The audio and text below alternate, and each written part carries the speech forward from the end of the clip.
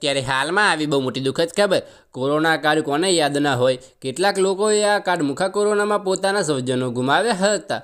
જો કે હવે ફરી એકવાર કોરોનાને લઈને ચિંતાજનક સમાચાર સામે આવ્યા છે।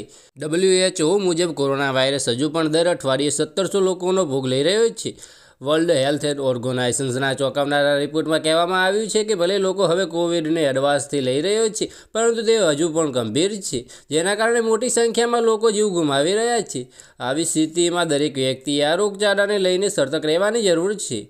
જુલાઈ 2024માં વર્લ્ડ હેલ્થ ઓર્ગેનાઇઝેશનના એક નિવેદનમાં કહેવામાં આવ્યું છે કે કોરોનાના કારણે વિશ્વભરમાં હજારો લોકો હજુ પણ સંક્રમિત થઈ રહ્યા છે। એટલું જ નહીં, કોરોના વાયરસ દર અઠવાડિયે 1700થી વધુ લોકોનો જીવ લઈ રહ્યો છે।